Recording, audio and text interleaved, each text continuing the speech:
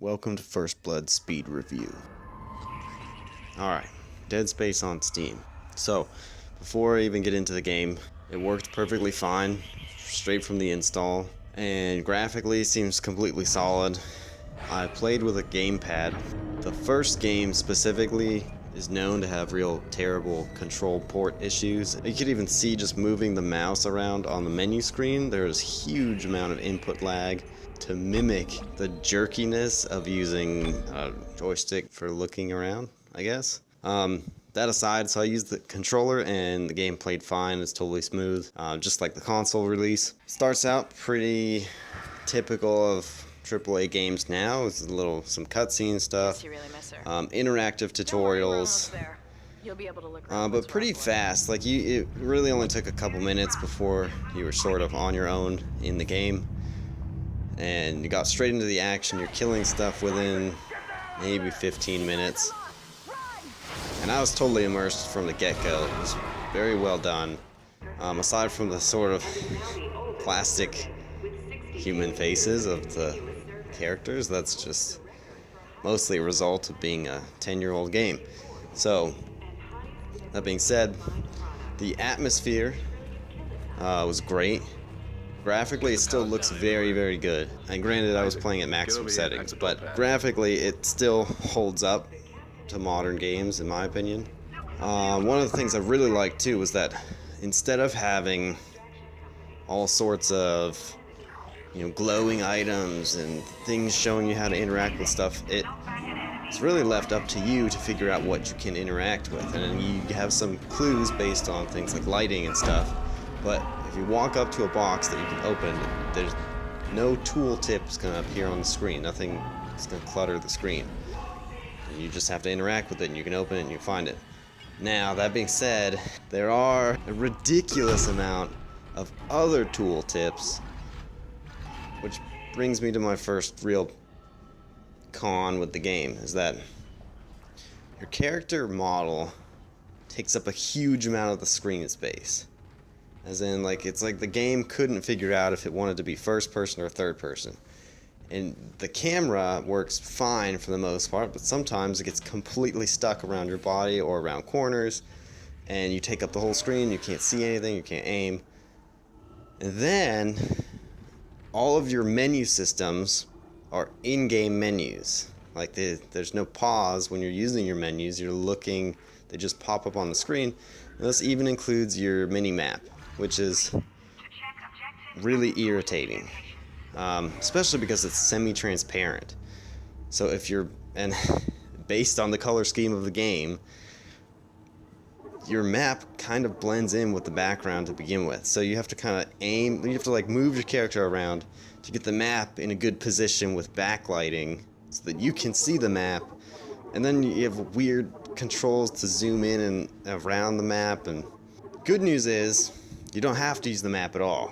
There's a built-in waypoint system, so you can just click a button and a little guided path is going to appear. So technically, you don't have to use the map at all. But being an old school gamer, I still kind of enjoy using a map and not relying on some weird, bizarre waypoint system that would never exist in real life. That being said, the gameplay is very good. Story progression is integrated smoothly in the game so that you're not totally lost, but at the same time it doesn't really break you out of the immersion of the game too. It actually seems to fit the game, which doesn't happen a lot. Especially it doesn't happen a lot with shooters now, because you get so focused on all the fighting and the action that you're not even really paying attention, and you just have waypoints, you just go to the waypoint, you don't even know what you're going to. And I'm really happy to say that Deadspace doesn't seem to suffer from that. The game does use save point system, but they seem to be so abundant and so close together that it shouldn't really be a problem for people that don't have necessarily a large amount of time to invest at one point. There does seem to be a large amount of upgrading for weapons and equipment. It's set up in a node system, which is both good and bad, because you find items throughout the game, and you use that to upgrade a lot of things, like the armor, for instance. You're gonna have to use up to 8 or 10 extra nodes to reach access to upgrades. Now, you're most likely going to be stuck at the end of the game with some extra ones that are useless. Depending on the game, depending on how hard it is or how necessary those upgrades are, it might force you to spend time searching and or grinding. But the gunplay is good. It's still kind of a little strange because you purposely have to aim for not the bodies of the enemies. That's a interesting change compared to most games. It can be a little tiring, I guess you could say, but it works fine enough. Now, if you empty your clip, it won't automatically reload. I realize maybe they're trying to make it seem realistic. It's really just an unnecessary mechanic to game. Okay, so that aside, the inventory system is kind of irritating as well, though. And granted, obviously you can upgrade your inventory so that you have a lot more space later in the game, but for me, rapidly my inventory was completely filled from the beginning of the game. Now, granted, close to the end of maybe your first hour of gameplay, you'll come across the store, and with the store also comes a storage area, basically.